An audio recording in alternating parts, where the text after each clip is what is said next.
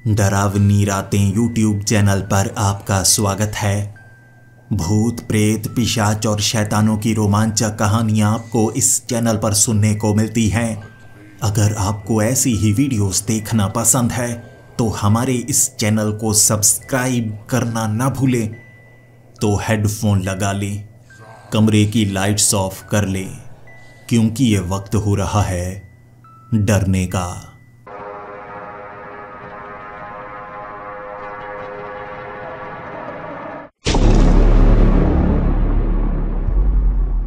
Hello दोस्तों, मेरा नाम जयदेव रघुवंशी है और मैं मुंबई शहर का रहने वाला हूं।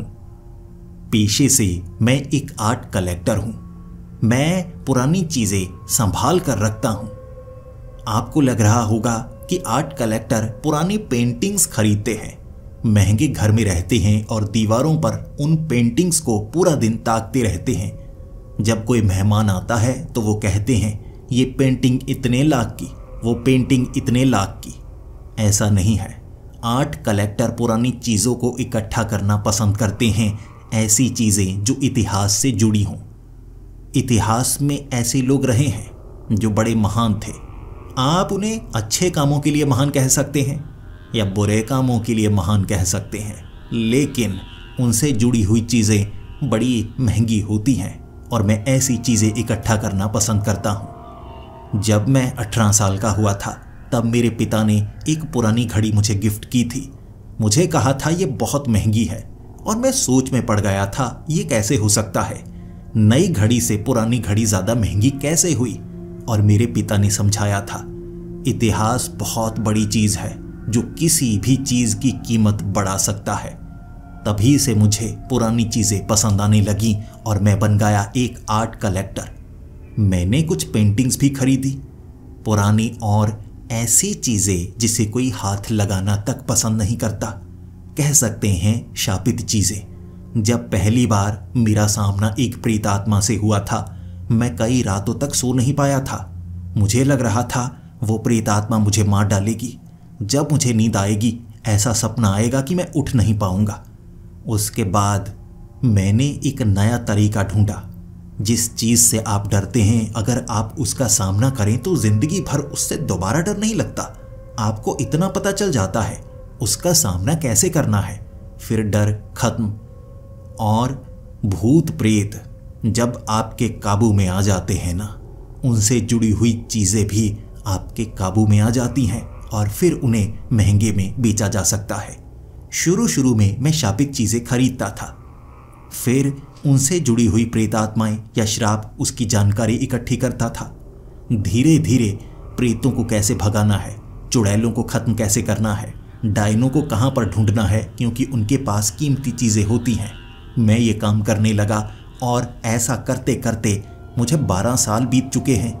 अब अगर कहीं पर भी किसी चुड़ैल की जानकारी मुझे मिलती है या कहीं कोई डायन रहती है, मैं भागा भागा वहाँ पर पहुँच जाता हूँ। मैं जानता हूं एक डायन का सामना कैसे किया जा सकता है। और इस बार भी मेरे हाथ में एक ऐसी किताब लगी थी कि मेरा दिमाग घूम गया। ये किताब थी एक छलावा है जो तमिलनाडु में कहीं जलगांव है, वहां पर रहता है। और कहते हैं जो भी उसे ढूंढने की कोशिश करता है या वहां उस गांव में जाने की कोशिश करता है, वो छलावा उसे मौत के घाट उतार देता है। और सबसे कमाल की बात सुनिए, जो भी मरता है वो अपनी कहानी भी पूरी सुनाता है, यानी लिख कर देता है कि मेरे साथ ऐसे हुआ और छलावे ने मुझे इस तरह से मारा। जब मैं उस किताब को पढ़ रहा था तो उसे कहानियों वाली किताब नहीं माना गया, बल्कि कहा जाता था कि ये लोगों की आप बीती है। ये सुनकर मैं बहुत ज़्यादा हंसा। हंसते हंसते मेरा पेट दर्द करने लगा। अरे कैसे पागल लोग हैं, इस पर कैसे यकीन किया जा सकता है। जब कोई मरता है तो मरने से पहले अपनी कहानी सुनाएगा, लिख कर देगा या छलावे का सामना करेगा। फिर मुझे लगा अगर ऐसी बात है तो क्या मुझे वहां जाकर जानना नहीं चाहिए। मैं छलावों पर रिसर्च कर चुका था। 2 छलावों का सामना मैं पहले भी कर चुका हूं, लेकिन छलावे होते बहुत चालाक हैं। पता है मुझे वो नुकसान नहीं पहुंचाते, लेकिन आपके अपने जैसे बनकर आपके सामने आ जाते हैं और आप उन पर भरोसा कर बैठते हैं। लेकिन उसके बावजूद छलावे कुछ खास जानकारी रखते हैं और मुझे लगा कि मैं पहले भी छलावों का सामना कर चुका हूँ। इस छलावे की जानकारी जुटाने की कोशिश करता हूँ। हो सकता है कोई काम की चीज़ मिल जाए और ये भी पता लग जाएगा वहाँ पर कोई असली छलावा है या नहीं। और ऐसा तो नहीं गांव वाले अगर कोई बाहर से आता है तो उसे झूठी कहानियाँ सुनाने लगते हैं, या हो सकता है गांव वाले लोगों का शिकार करते हों। इस तरह मैं तैयार था उस गांव में जाने के लिए। जलग्राम तक पहुंचना कोई आसान काम नहीं था। कई नदियों के बीच से निकलना पड़ता और वहां कोई पक्का रास्ता नहीं बना हुआ था। मैंने एक मछुआरे का सहारा लिया। उसकी कश्ती पर बैठकर मैं जलग्राम तक पहुंचा और रास्ते में वो मछुआरा मुझे समझाता रहा कि साहब वहां पर मत रुकना, जो उस जलग्राम के चक्कर में फंसता है वो वापस नहीं मुड़ता। कहते हैं जलग्राम की तरफ तो कई लोग गए हैं लेकिन वापस कोई नहीं आया है। फिर मैंने मछुआरे को कहा, क्या जलग्राम में लोग रहते हैं? उसने कहा, हाँ रहते हैं। मैंने कहा, तो वो कैसे रहते हैं? वो भी तो जिंदा हैं। मुझे डराने की कोशिश मत करो। वो छलावे की कहानियां मैंने भी सुनी है कि जो मरता है अपनी कहानी कैसे बताता है, क्या तुमने कभी सोचा नहीं? मछुआरा कहने लगा, हाँ कभी कभी ख्याल सबके मन में आता है, लेकिन ऐसे सवाल का जवाब हम क्यों जानना चाहेंगे जिसे जानने के लिए हमें मौत का खेल खेलना पड़े। जलग्राम तक पहुंचाने के बाद वो मछुआरा, दोपहर का वक्त था इसीलिए वापस निकल पड़ा, लेकिन फिर उसने मुझे कहा था, आप पहले बता दीजिए यहाँ कितने दिन आप रुकने वाले हैं, मैं आपको वापस कब लेकर जाऊं। और मैंने उसे कहा, 5 दिन। मैं यहाँ पर 5 दिनों तक रुकूंगा। 5 दिन बाद मुझे लेने के लिए तुम सुबह सुबह आ जाना। मैं तुम्हारी कश्ती पर बैठकर दोबारा शहर तक पहुंच जाऊंगा। 5 दिन की बात हो चुकी थी। जलग्राम में पहुंचने के बाद मैंने देखा ये बड़ा ही अद्भुत गांव था। हमारे भारत में ऐसे गांव हैं जहां घर आसपास बने होते हैं। यहाँ पर हर घर एक दूसरे से काफी ज्यादा दूरी पर था, क्योंकि नीचे मिट्टी नहीं थी बल्कि पेड़ों की जड़ें थी। ये झील में बना हुआ एक गांव लग रहा, पेड़ों के बीच घिरा हुआ। और मुझे देखकर कुछ लोग इतने ज्यादा हैरान हुए कि उन्होंने मुझसे बात तक नहीं की, बल्कि बुड़बुड़ाते हुए अपने घरों के अंदर चले गए। मैंने लोगों से बात करने की कोशिश तो की, लेकिन कोई मुझसे बात करना नहीं चाहता था। अंततः मुझे मुखिया के घर तक जाना पड़ा। मैं पूरी जानकारी लेकर आया था कि यहाँ पर कितने घर हैं, कितने लोग रहते हैं। यहाँ कुल 200 लोग रहते हैं। 50 से ज़्यादा घर बने हुए हैं। कई घरों में लोग रहते हैं तो कई घरों में नहीं रहते। मुखिया से बात करते वक्त मैं घबरा रहा था और मुखिया खुद मुझे बार बार डरा रहा था कि रात होने वाली है, आप वापस चले जाइए, आप यहाँ क्यों रुकना चाहते हैं, यहाँ रुकना सुरक्षित नहीं है। और फिर मैंने मुखिया को कहा, लेकिन आप भी तो यहाँ पर रहते हैं, आपको कोई परेशानी नहीं होती? मुखिया ने कहा, नहीं, जो यहाँ पर जन्मा है, यहाँ पर रहता है, वो उसका शिकार नहीं करता। मैंने कहा, वो मतलब वो छलावे की बात कर रहे हो? मुखिया ने कहा, हाँ, हम शाम होने के बाद उसका नाम नहीं लेते, वो लोगों का शिकार करता है। हम खुद चाहते हैं कि दूर दूर से हमारे गांव को देखने के लिए लोग आएं, ताकि इससे हमारे कमाई के साधन बढ़ पाएं। लेकिन जो भी यहाँ पर आता है वो मौत के घाट उतर जाता है, इसीलिए हम नहीं चाहते इस गांव में कोई आए। बातों बातों में अंधेरा होने वाला हो गया था।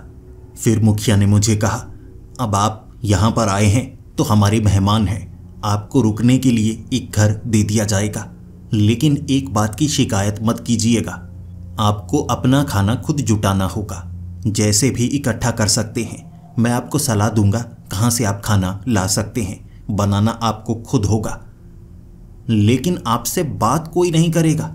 यहाँ किसी अनजान से बात करना कोई पसंद नहीं करता, क्योंकि हर अनजान जाते वक्त यही कहता है कि आपने मुसीबत खड़ी की है। गांव वाले किसी के साथ कुछ नहीं करते, जैसे कि आप भी कल मुझे गलत मत कहिएगा। छलावा रूप बदल सकता है, हो सकता है छलावा आपके सामने मेरा रूप बनाकर आ जाए और बाद में आप मुझे गालियां निकालते रहें। इसीलिए मुझे लगता है ये हमारी पहली और आखिरी मुलाकात होगी। चलिए मैं आपको आपका घर दिखा देता हूँ।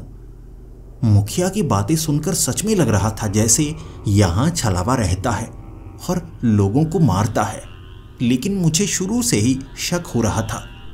फिर मुझे मेरा घर दिखाया गया। साफ सुथरा घर था। सीलन थोड़ी थी क्योंकि पानी के ऊपर बना हुआ था, तो सीलन तो होगी ही। दरवाज़ा बंद कर दिया मैंने, जैसा कि मुखिया ने कहा था। खाने का थोड़ा इंतज़ाम यहाँ पर किया गया था।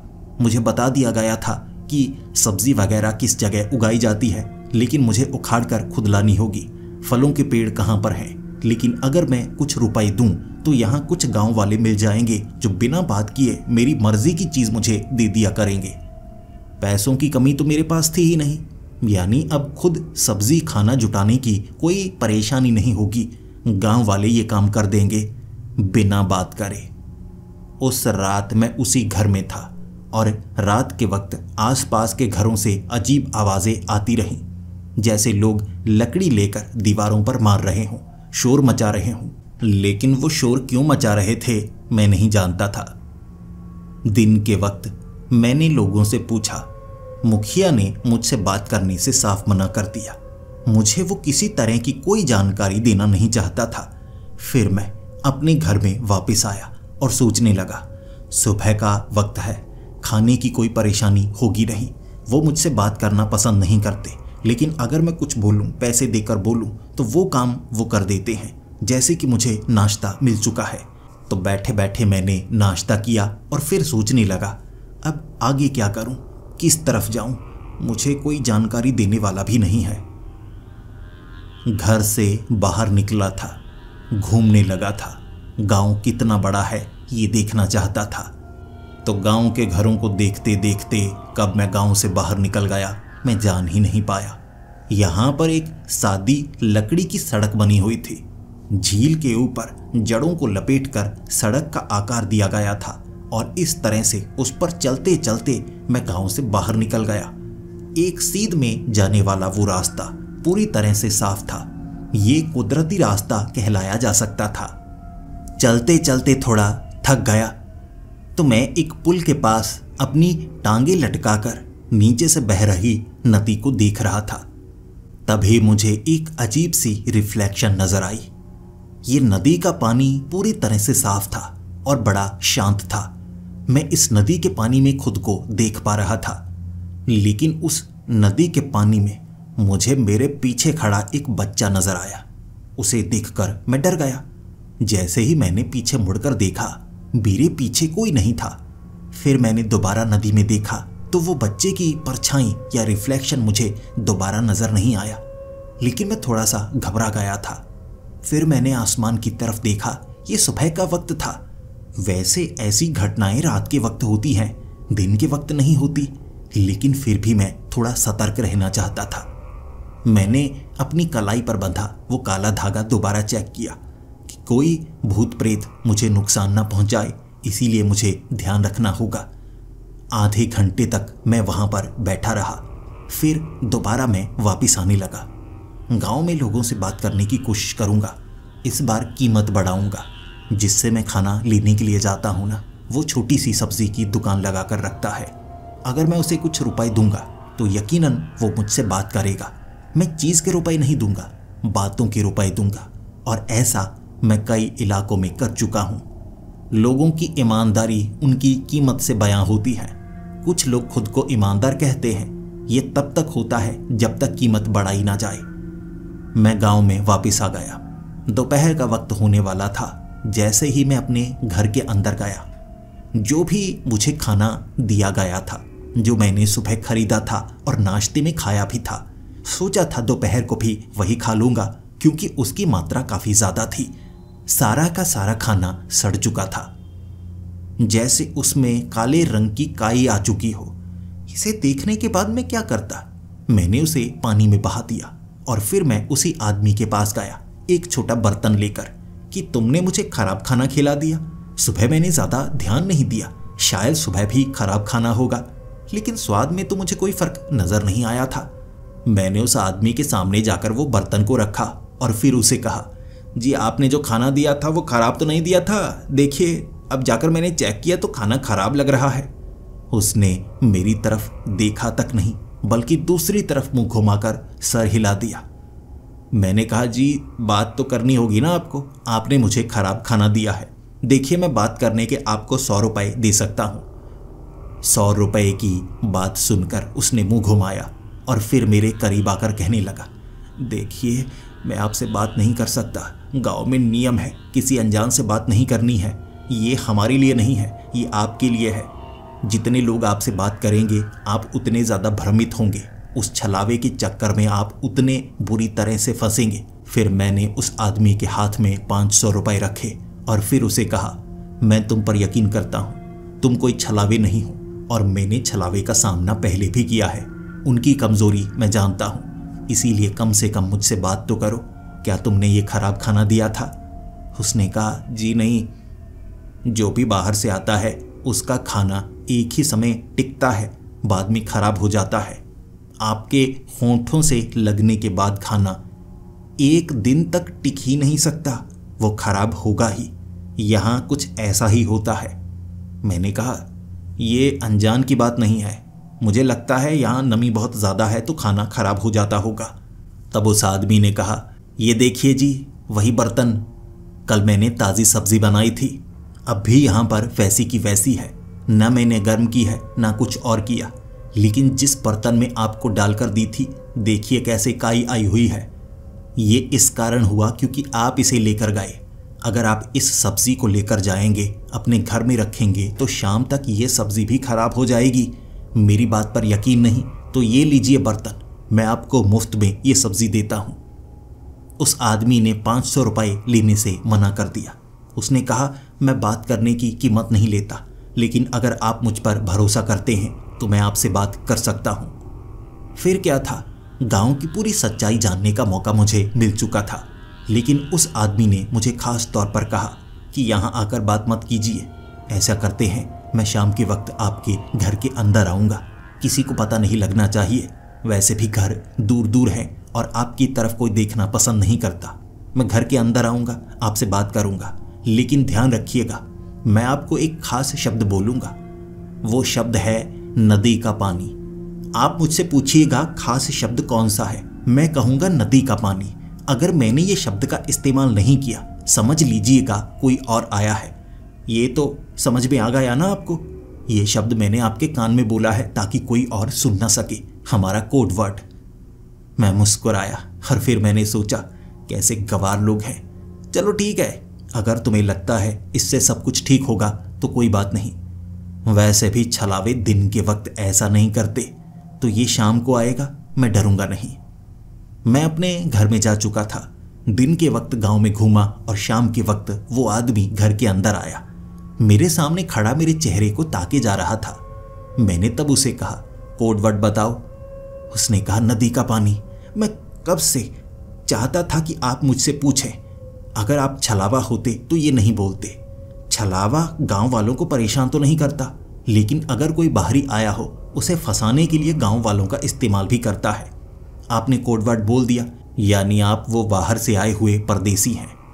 फिर मैंने उसे कहा, चलो मुझे ये बताओ, यहाँ पर जो कहानियाँ सुनाई जाती हैं, क्या वो कहानियाँ सच्ची हैं या झूठी हैं? उसने कहा, सच्ची हैं। जितनी भी कहानियाँ सुनाई गई वो सच्ची हैं।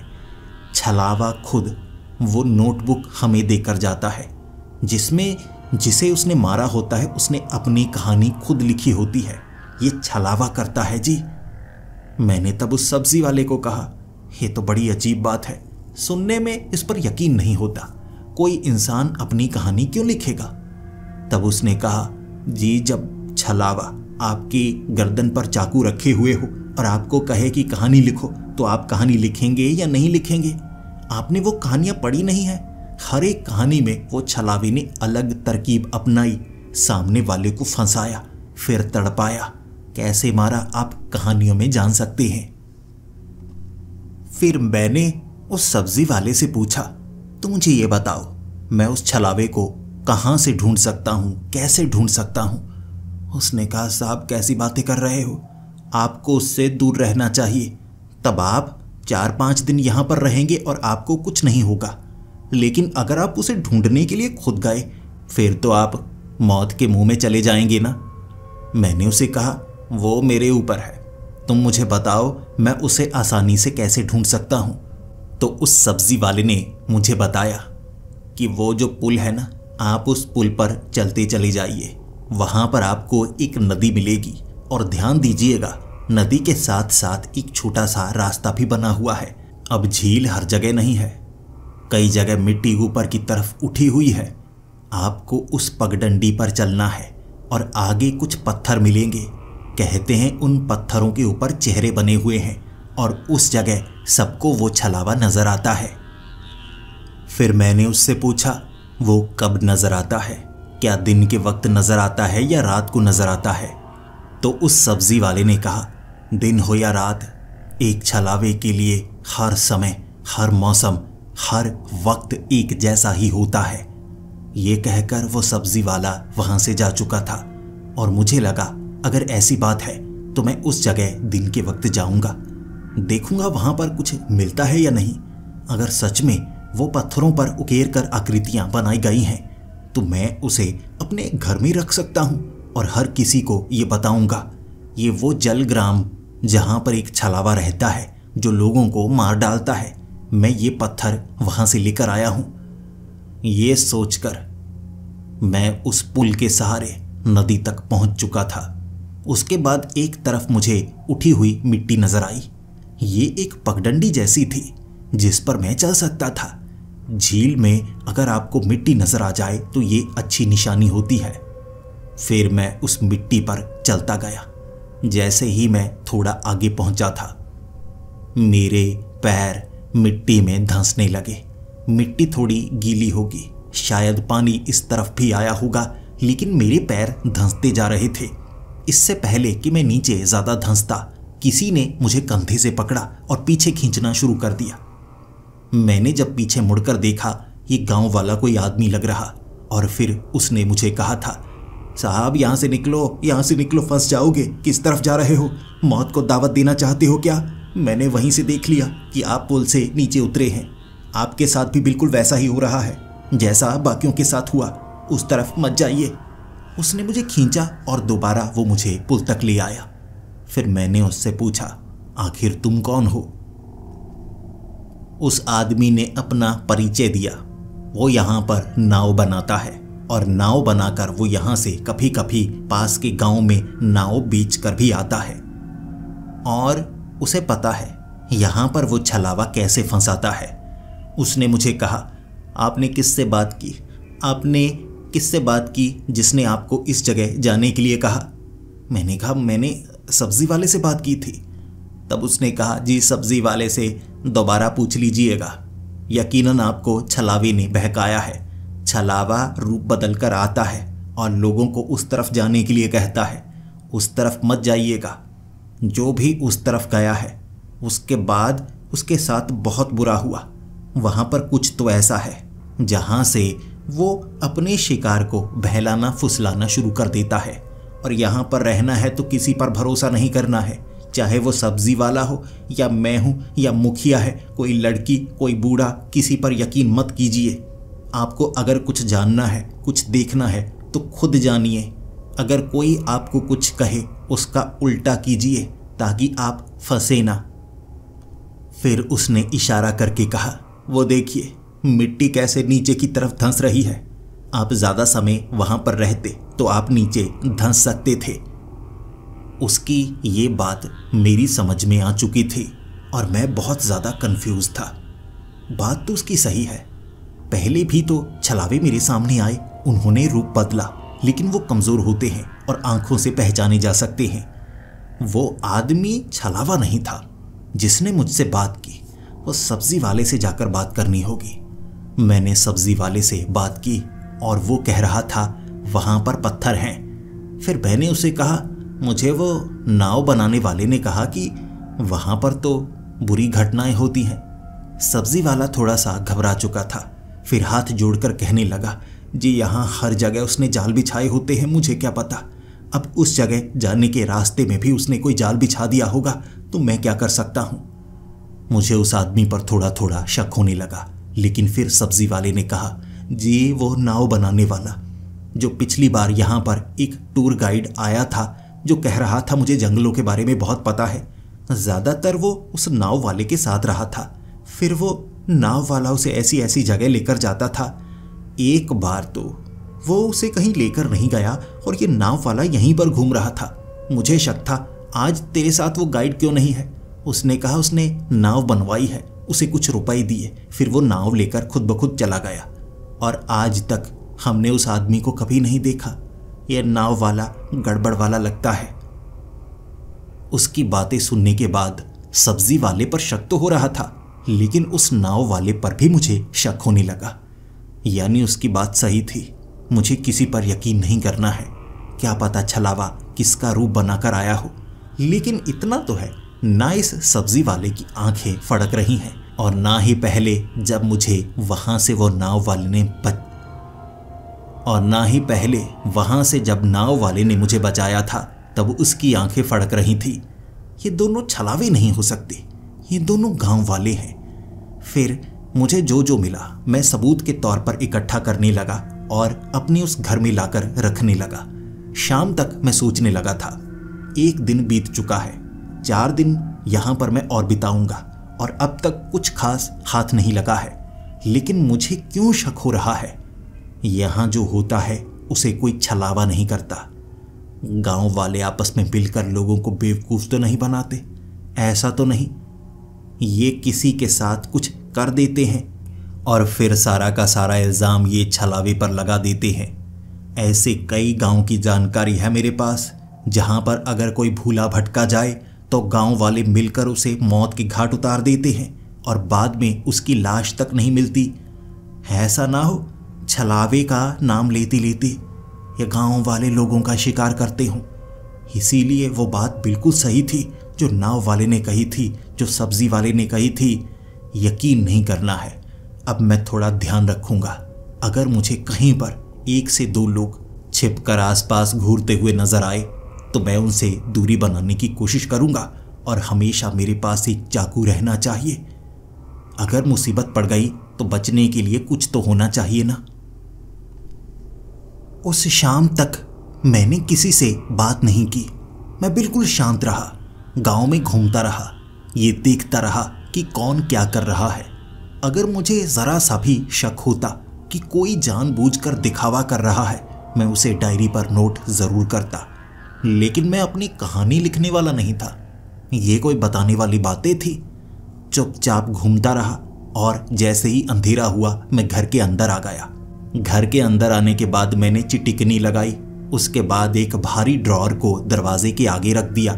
खिड़कियां पूरी तरह से बंद कर दी थी मैंने ताकि रात के वक्त कोई अंदर ना आ पाए। ये बड़ा घर था, यहाँ लकड़ी का इस्तेमाल भी किया गया था, इसी के साथ पत्थरों का इस्तेमाल भी किया गया था। लकड़ी गीली थी, यानी कोई बाहर से जलाने की कोशिश भी करे तो जला नहीं सकता। भले ही किसी भी कहानी में कोई जलकर नहीं मरा था, हर कोई गायब हुआ था। लेकिन क्या पता ये गांव वालों की कोई चाल हो। वक्त 11 बजे का होगा। मैं नीचे ही बैठा हुआ फर्श पर हाथ लगा रहा, तभी अचानक मुझे एक थरथराहट महसूस हुई। ये घर थरथराता था क्योंकि पानी के ऊपर बनाया गया था। अगर कोई छलांग लगाए तो यहां महसूस होगा, लेकिन अब बिना छलांग लगाए ये थरथराहट कैसे महसूस हो रही है। फिर एक तरफ कुछ घसीटने की आवाज आई। ये आवाज ऊपर से नहीं, नीचे से आ रही थी। कोई पानी के अंदर नीचे से कुछ घसीट कर बिल्कुल बीच में ला रहा है। मैं एक दीवार के साथ सट गया। उसके बाद मैं देखने लगा कि कहीं किसी खिड़की से अंदर नजर तो नहीं आ रहा। ये मुझे डराने की साजिश है, लेकिन मैं डरने वाला नहीं। लेकिन मैं बाहर निकलकर देखना भी नहीं चाहता। कोई भारी लोहे की चीज को नीचे लकड़ी पर घसीट कर बिल्कुल बीच तक ये आवाज की गई और उसके बाद पूरी तरह से शांति। ये होने में लगभग 1 मिनट का समय लगा, यानी किसी ने 1 मिनट तक सांस रोकी होगी। फिर किसी भारी चीज को घसीटा ताकि मैं डरूं और ये सोचूं पानी के अंदर क्या चीज हो सकती है। मैं डरने वाला नहीं। क्या मुझे बाहर दिखना चाहिए या नहीं? रुको, थोड़ा इंतजार करते हैं। कुछ समय बाद घर के दरवाजे को इतनी जोर से पीटा गया, इतनी जोर से पीटा गया कि दरवाजा टूट तक सकता था। 3-4 बार किसी ने भारी चीज को मारा था और उसके बाद पूरी तरह से शांति। फिर मैं दरवाजे के पास आकर पूछने लगा, कौन है, कौन है? लेकिन किसी ने जवाब नहीं दिया। मैं डरा हुआ था क्योंकि यहां पर मैं अकेला था। जब किसी ने जवाब नहीं दिया तो मैंने सोचा खिड़की से देखता हूं बाहर कुछ नजर आता है या नहीं। जब ये पक्का हो गया कि बाहर कोई नहीं है, फिर मैंने दरवाजा खोला और देखना चाहा बाहर कौन हो सकता है। मुझे नीचे मिट्टी से सने हुए पैरों के निशान नजर आए और ये पैरों के निशान इतने बड़े बड़े थे कि मेरी एक बार के लिए सांस रुक गई। ये कैसा जीव है? छलावे का आकार माना बदल जाता है, लेकिन कोई छलावा इतना ज्यादा बड़ा आकार नहीं बना सकता। वो एक पैर लगभग 18 से 19 इंच का था। ऐसे 8-10 पैरों के निशान जो दरवाजे से दूर जा रहे मुझे साफ नजर आए और मैंने फिर दरवाजे को अच्छे से बंद कर दिया और सोचा मैं रात के वक्त दरवाज़ा नहीं खोलूँगा। 2 चीज़ें हो सकती हैं, सच में यहाँ पर छलावे के नाम से कोई और खौफनाक और भयानक जीव रहता है, या यहाँ पर गांव वाले ये सब कर रहे हैं मुझे डराने के लिए। लकड़ी का पैर बनाया होगा, उसके ऊपर मट्टी लगाई होगी, घर को जोर जोर से खटखटाया ताकि मैं डर जाऊं, फिर पैरों के निशान बनाए ताकि मुझे लगे कि यहाँ कोई आता है डराने के लिए और मैं ये कहानी बयां करूं। ये सोच रहे होंगे नकली कहानियां तो बहुत बना ली, एक असली कहानी ऐसी बनाई जाए जिसमें कोई इंसान बचा है और बाकी दुनिया को वो बताता है कि हाँ मेरे साथ ये हुआ। गांव वाले चालाक हैं, कोई बात नहीं, कल देखते हैं, एक बार आज की रात गुजर जाए। अगले दिन जब मैं उस सब्जी वाले के पास गया, सब्जी वाला बाहर की तरफ पीठ करके बैठा हुआ और खुद से ही कुछ बड़बड़ा रहा था। मैंने उससे 2-3 बार सवाल पूछा, उसने जवाब नहीं दिया। फिर मुझे लगा हो सकता है उसे कोई परेशानी हो, मैं उससे एक बार पूछ लूं। मैं उसके करीब गया तो उसने लकड़ी से मुझ पर वार करना चाहा। लकड़ी मोटी थी, मेरे सर पर उसने वार किया, 2 बार वार किया। बीच बचाव करने के लिए गांव वाले आ गए। गांव वालों ने उसे रोका, लेकिन वो पागलों की तरह मुझ पर हमला कर रहा था। एक गांव वाले ने उसके चेहरे पर पानी मारा और उसके बाद वो माफी मांगने लगा कि माफ कर दीजिए, मुझे समझ नहीं आ रहा था मैं क्या कर रहा था। मुझे लगा ये पागल बना रहे हैं, यहाँ चल क्या रहा है, छलावे की बातें करते हैं और ये क्या, इस आदमी ने मुझ पर हमला किया। अगर गांव वालों ने मुझे बचाया नहीं होता तो ये मुझे मार सकता था। कुछ समय बाद मुझसे मिलने के लिए नाव बनाने वाला आया। उसने मुझे कहा कि जो छलावे हैं वो कमज़ोर दिमाग वालों पर हावी हो जाते हैं, ये उस छलावे का काम हो सकता है। आप सतर्क रहिए, किसी पर भरोसा मत कीजिए। जो मैं अब कह रहा हूँ, आप मानना चाहते हैं तो मानिए, नहीं मानना चाहते तो मत मानिए। लेकिन जैसे ही आपको ये महसूस हो कि सामने वाला अजीब तरह की हरकत कर रहा है, आप उससे दूरी बनाइए। मैं गांव में हर किसी से बात करना चाहता था। अब गांव वाले कुछ कुछ बात जरूर करते, क्योंकि एक गांव वाले ने मुझ पर हमला किया था। मुझे जानकारी की जरूरत थी। एक वैद्य से मैंने बात की जो मुझसे खुद बात करना चाहता था। वैद्य ने मुझे बताया, अगर आप रात के वक्त काले कपड़े पहने रहें और उस काले कपड़े में खुद को लपेट लें तो अंधेरे में आप नजर नहीं आएंगे। और छलावे की आंखें कमजोर होती हैं, वो रूप भले ही बदल सकता है, लेकिन कमजोर आंखों वाला छलावा काले कपड़े पहने किसी इंसान को पहचान नहीं सकता। अगर आपको कभी भी ये महसूस हो कि आपका पीछा हो रहा है और कोई आपको नुकसान पहुंचाना चाहता है, आप काले कपड़े पहन लेना या कोई चादर ओढ़ लेना। आप चाहते हैं तो मैं आपको काली चादर देता हूं। उसने मुझे काले कपड़े पहनने के लिए कहा था। मुझे ऐसा लग रहा जैसे वो जानबूझकर मुझ पर हावी होना चाहता है। वो चाहता है कि मैं हमेशा काले कपड़े पहन कर रखूं। अब मैं उस पर यकीन करूं या ना करूं। फिर मैंने मुखिया से बात की और मुखिया भी मेरा हाल चाल पूछ रहा और मुखिया ने बताया, हर कोई अपना तरीका अपनाता है। मेरा तरीका यह है कि आपको एक चंदन की लकड़ी एक धागे के साथ लपेटकर गले में डालनी है। चंदन से छलावे डरते हैं। मैंने कहा, छलावे की आंखों से छलावे की पहचान हो सकती है। तो मुखिया ने कहा, यहाँ जो छलावा है उसकी आंखों से उसकी पहचान नहीं होती। उसकी पहचान कोई नहीं कर सकता। किस समय वो किस रूप में है कोई नहीं जानता। हो सकता है मेरे जैसा रूप बनाकर भी आपके सामने आए, या हो सकता है इस समय आप मेरे सामने नहीं है। ये छलावा है जो ये जानना चाहता है कि मैं आपको क्या क्या बताता हूँ। मैं कुछ समझ नहीं सकता, ना आप समझ सकते हैं। इसीलिए गांव में जब भी कोई अजनबी आता है कोई उससे बात नहीं करता। पहली बार आपके कारण हमने कुछ नियम बदले हैं, क्योंकि किसी गांव के आदमी ने आप पर हमला किया। ये उसने नहीं किया, उसका कहना है। उस पर कोई हावी हुआ था। रात को कोई उससे मिलने आया था और उसने उससे जब आंखें मिलाई फिर वो गायब हो गया। 1 घंटा बीत चुका था और उसके बाद ये सब हुआ।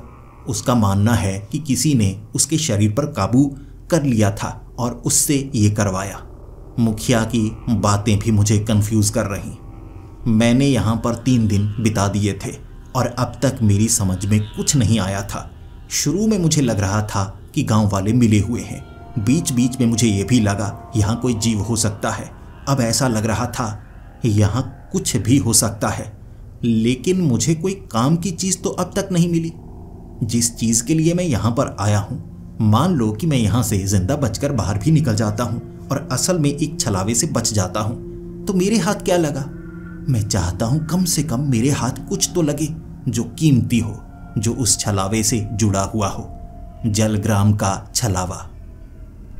मुझे ये तक पता नहीं था किस पर भरोसा करना चाहिए किस पर नहीं, लेकिन कम से कम जानकारी पाने के लिए मुझे किसी न किसी से बात तो करनी होगी। तो किस पर भरोसा करूं?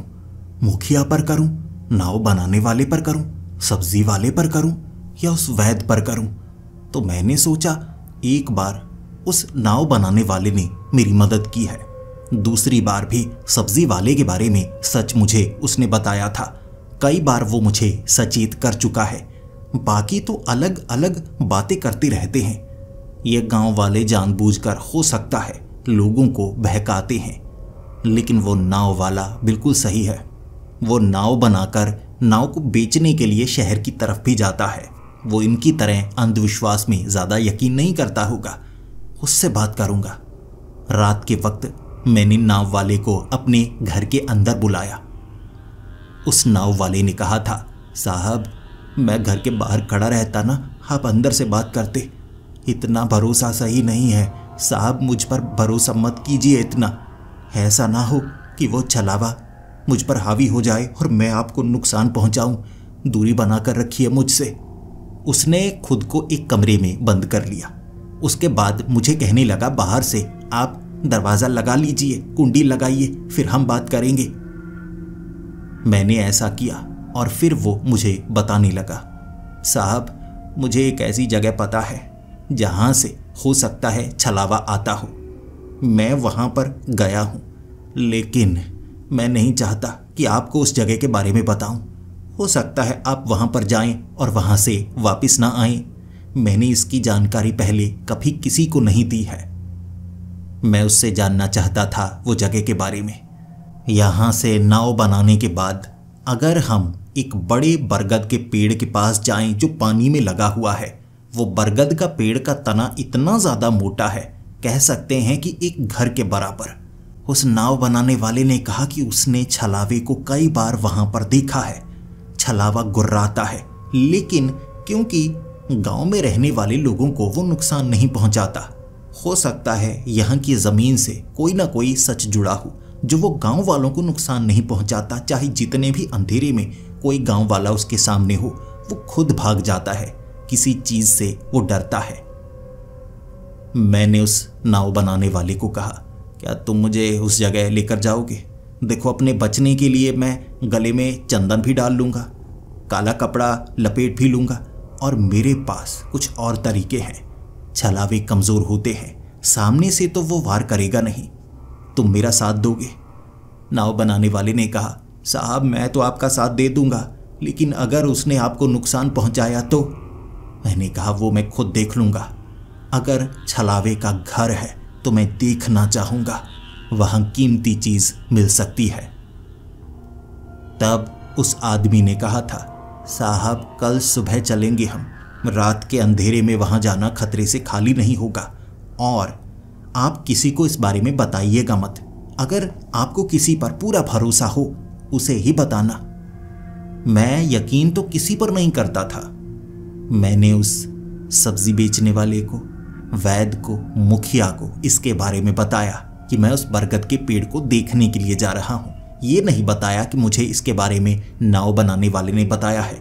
मैं चाहता था मुझे सच का पता लगे। एक दूसरे का वो सच जो चाहते हैं वो ना बताएं। अगर मैं बताऊंगा हो सकता है कोई सच उगल दे।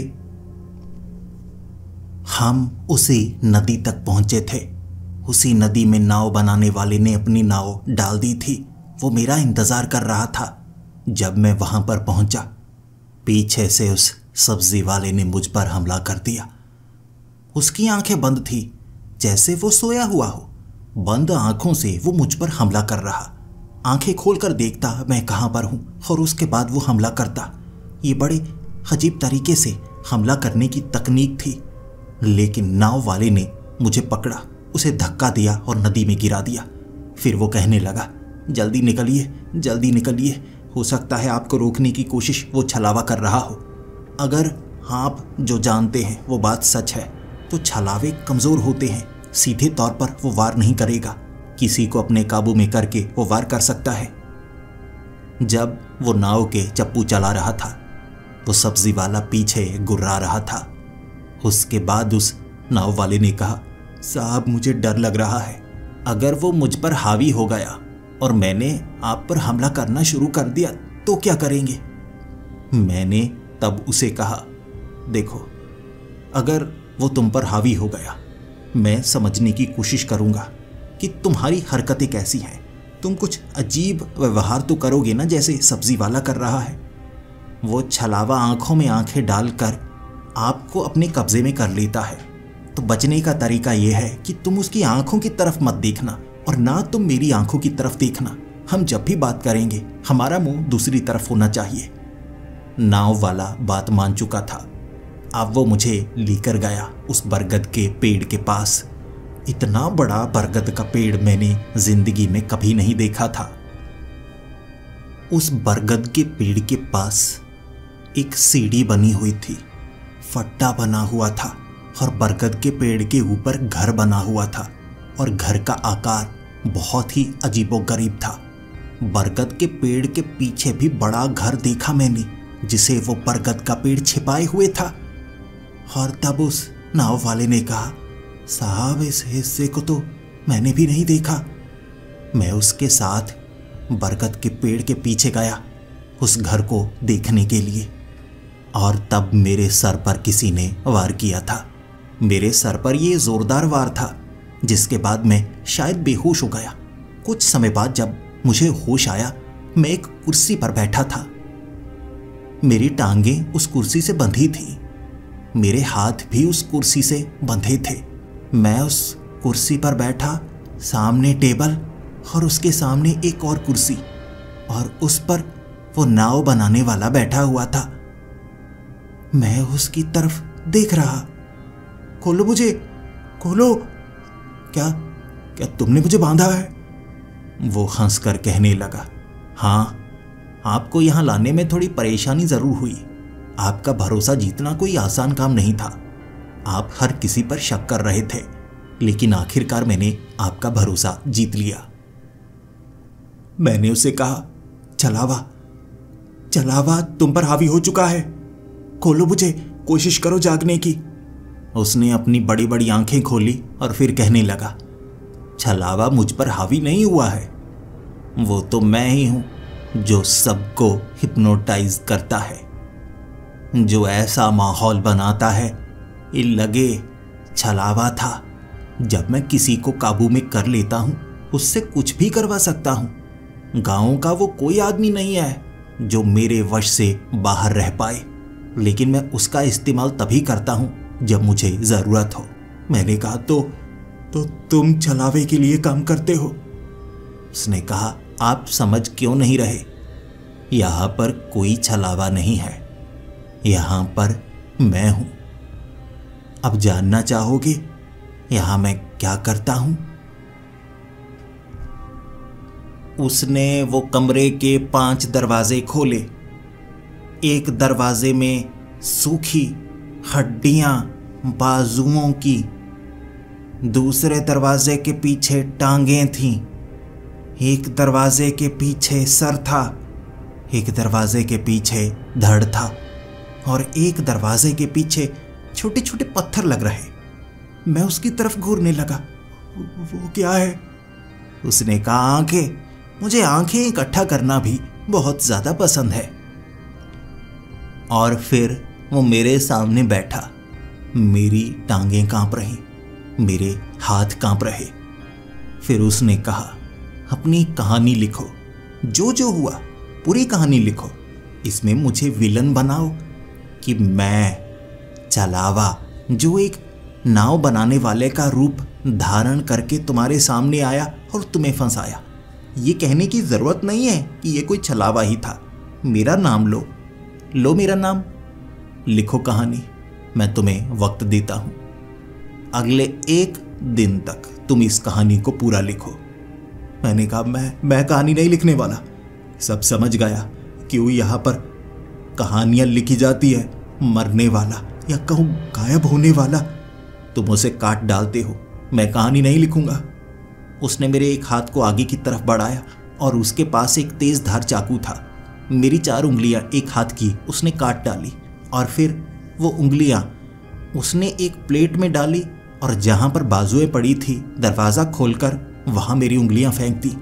मैं दर्द के मारे कराह रहा था और फिर वो सामने आकर बैठा और कहने लगा, एक हाथ खोलूंगा मैं, कहानी लिखना शुरू करो। 24 घंटे में तुमने कहानी नहीं लिखी, तुम सोच तक नहीं सकते मैं तुम्हारे साथ क्या कर सकता हूं। लेकिन अगर तुमने कहानी लिखी, मैं तुम्हें दर्द नहीं दूंगा बल्कि दर्द से राहत दूंगा। मैं तुम्हारे शरीर में एक ऐसा जहर डालूंगा जिससे तुम्हें दर्द नहीं होगा, बड़ी शांति से तुम्हें मौत मिलेगी। और उसके बाद मैं क्या करूंगा वो तुम खुद देख सकते हो। लेकिन अगर तुमने कहानी नहीं लिखी फिर तुम्हारे साथ बहुत बुरा होगा। शुरू कर दो लिखना। मैं दर्द से कराह रहा था और जानता था मुझे मेरी कहानी तो लिखनी ही होगी। मैं पूरी सच्चाई जान चुका था। उसके बाद मैंने वो कहानी लिखी। आप तक ये कहानी ऐसे पहुंची है, आपको लग रहा होगा कि अगर मैं मर जाऊंगा तो। मरने से पहले क्या पूरी कहानी लिख दी मैंने? कहानी लिखी नहीं है, लिखवाई गई है।